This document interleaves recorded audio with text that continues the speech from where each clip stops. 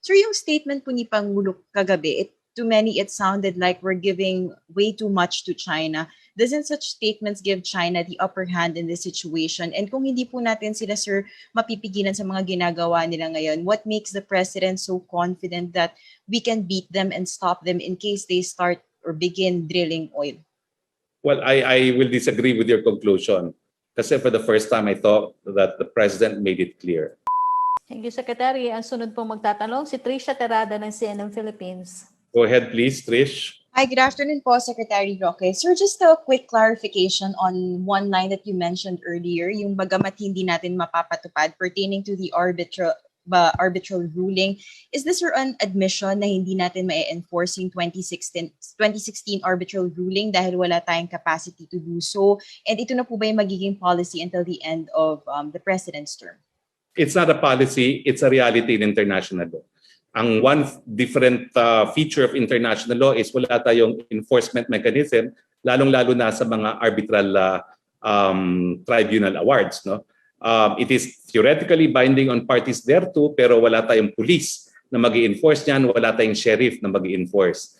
The enforcement mechanism is based solely on the fact that no country would want to admit that they are in breach of their international obligations under international law. No? So ang mga pamamaraan to enforce it, pwede sana sa Security Council. Kaya lang, nandun ang China, merong permanent member po siya ng Security Council at merong veto vote. No? So one vote from China, hindi po ma-approve ng Security Council ang yung tinatawag na collective security measures under Chapter 7 of the United Nations. Another is yung parang Uniting for Peace resolution na ginamit sa Congo, wherein it is the General Assembly that will authorize the enforcement. Pero malabo po yun kasi napakadaming bansa at siyempre yung mga number ng bansa na papanig sa China, we expect lalo pang dadami ngayon, no? Dahil lumalakas naman ang influence ng China. So it's not the Philippines saying we cannot enforce it, it's just the nature of international law sa ngayon na wala tayong enforcement mechanism when it comes to arbitral awards. Mm-hmm. Sir, if I'm not mistaken, si Ambassador Babe Romualdez said something like the U.S. counterparts are just waiting for our call. Can you help us put this into context? What kind of help can we expect from the U.S. government? And at the same time, what's stopping us from seeking this help? Hindi ko po napansin yung sinabi ni Ambassador Babe Romualdez. No? I don't want to put words in his mouth. Mm-hmm. Pero so in answer to your question, I'm not sure what he meant by it, no? Kasi pinakinggan ko naman parang hindi ko naman nakita na parang his assessment is they're just waiting for a request and they will act, no? Mm-hmm. Ang katotohanan niyan, 2 beses na tayo nawalan ng isla at sang-ayon sa Mutual Defense Treaty, they could have come to our aid pero hindi naman nangyari, no? I'm talking about when we lost Miss Chief Brief at saka yung Scarborough, of course, during the time of President Aquino. Mm-hmm. Sir, yung statement po ni Pangulo kagabi, to many it sounded like we're giving way too much to China. Doesn't such statements give China the upper hand in this situation? And kung hindi po natin sila, sir, mapipigilan sa mga ginagawa nila ngayon, what makes the president so confident that we can beat them and stop them in case they start or begin drilling oil? Well, I will disagree with your conclusion. Kasi for the first time, I thought that the president made it clear. Sige, I can tolerate siguro yung mga fish resource na nawawala, pero I will not tolerate kapag langis na ang mawawala sa atin. I will not hesitate to send my gray ships, ang sinabi niya, no? Kung talagang ang pag-uusapan na langis at iba pang mga mineral resources dyan sa pinag-aagawan na West Philippine Sea. No? So I think on the contrary, hindi nagbibigay ang presidente sa China. He made it very clear. Kaibigan tayo, makikipagkaibigan ako, but there is a limit to our friendship. Pagdating na sa mga valuable resources na sa tingin ko ay talagang pag-aari ng Pilipinas, paninindigan niya yan.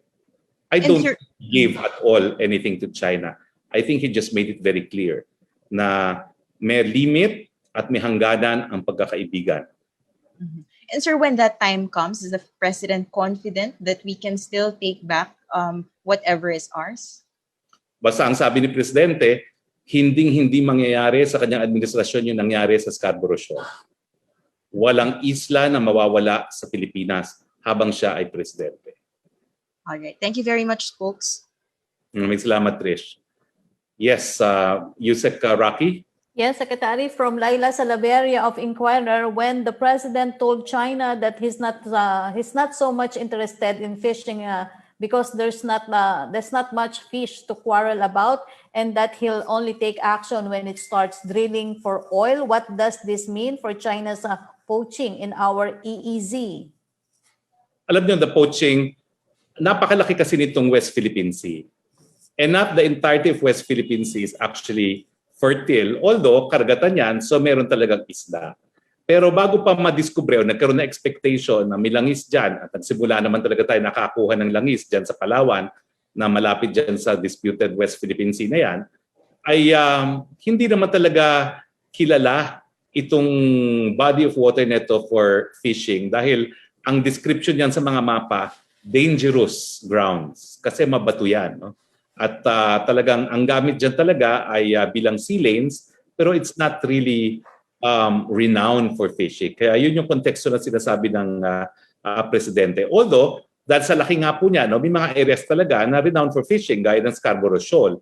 Pero ang Scarborough Shoal po, hiwalay talaga yan dun sa Kalayaan Group of Islands na pinag-aawayan. No? So we cannot make a conclusion na yung buong area talaga is rich in fisheries. Pero ang sinabi nga ng presidente, he may tolerate, dahil ano naman ang magagawa natin ngayon, no?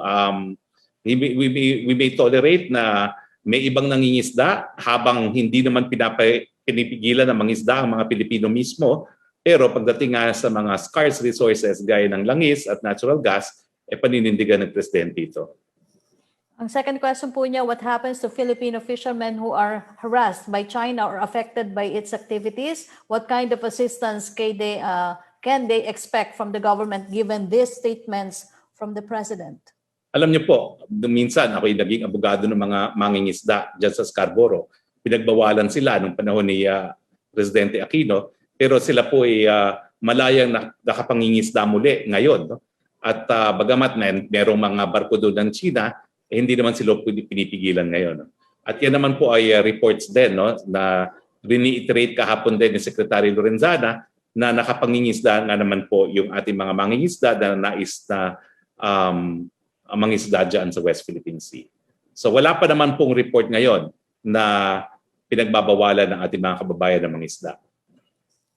Okay, ang susunod po magtatanong si Joseph Morong ng GMA 7. Yes, Joseph, please.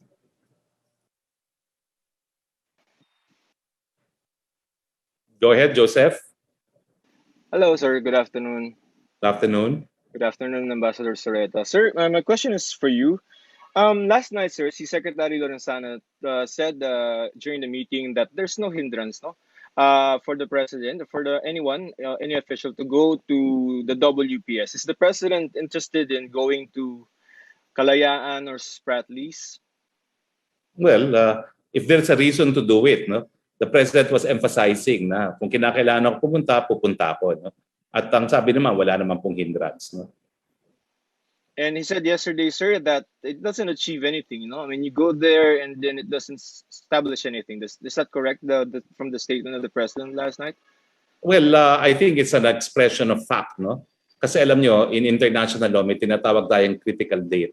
Na critical date is when issues are joined and any tribunal ruling on an issue, i-ignore lahat ng ginawa ng mga partido after that critical date kasi everything would be self-serving. Kung ang pinag-uusapan ay disputed land territory, then yung test is the superior claim to effective occupation. No? So binabaliwala lahat ng ginagawa after the critical date kasi nga lahat yan self-serving. Mm-hmm. So in other words, sir, do you think if ever he goes there, may point or wala naman? Well, I don't think it will damage. I don't think it will add because if this were to be brought to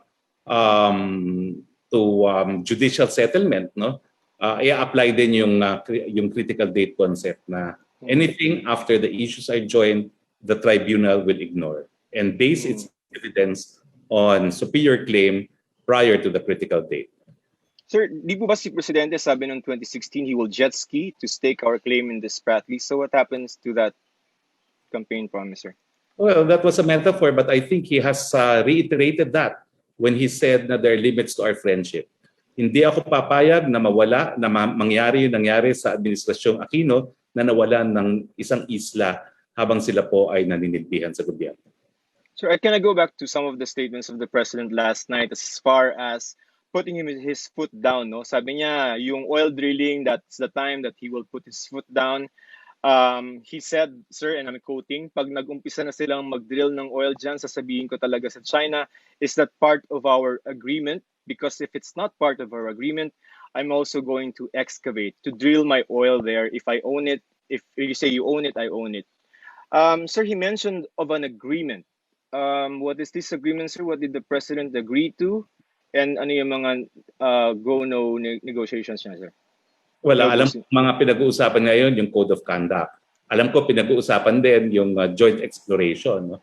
Pero wala pa pong napipirmahan, bagamat meron lang framework na napagkasunduan na on how to proceed discussing the joint exploration. So yun po yung posibleng mga kasunduan na inaasahan nating magbubunga dahil nga dito sa malapit na relasyon natin sa China. Mm-hmm. Sir, yun pong sa 2016 arbitral ruling, no? Sabi ng tribunal, as far as the 9-dash line claim of China is concerned, the tribunal, quote, concluded that there was no legal basis for China to claim historic rights to resources within the sea areas falling within the 9-dash line and extinguish yun because incompatible siya with the EEZ of other countries such as ours. But sir, the president said yesterday that the question remains forever. Sir, ano yung po bang statement ng presidente? What does it do to the ruling of the tribunal? Does it invalidate that finding of the tribunal? Wala po. It's a statement of fact that according to the tribunal, bereft of legal basis yung claim to historic waters, and therefore, insofar as the tribunal held that some of the waters fall within our EEZ, then these waters fall within the sovereign rights of the Philippines. No? Pero ang problema nga po pagdating sa enforcement, kasi pati yung mga ilang artificial islands are found in waters that are found within our EEZ. And only the coastal state of Philippines has the power to build these artificial islands, in fact. No? Pero yan po yung dilemma natin. No? Wala kasi international police. Ang international police sana under Chapter 7 of Collective Security Measures ng United Nations. Pero may veto vote po ang China doon, and I don't think a Chapter 7 resolution will ever emanate from the Security Council. So in terms of enforcement, see, Justice Carpio issued a statement and he mentioned the two incidents, no, in 1987 and 2019 when the UN General Assembly approved a resolution in 1987 against the US to comply with the International Court ruling favoring Nicaragua. In 2019, UN General Assembly to the UK to return to the Chagos Archipelago. The Justice Carpio said, and I quote, "Getting a UN resolution in your country's favor is already a huge victory because that means the world community is behind your country. That strengthens enormously your country's position and weakens greatly your adversary's position. A country cannot just fold up and give up just because the other side is stubborn. That is a childish mentality." Comment first, and then does that answer your concern about enforcing the PCA ruling? Well, that's a personal opinion of Justice Carpio, which I think is erroneous. Because as you know, only Security Council resolutions are binding on all member states. And of course, GA resolutions are non-binding. They're not even recognized as sources of international law, except insofar as they may evidence customary law. So talagang, it's a political document, but that's all that there is to it.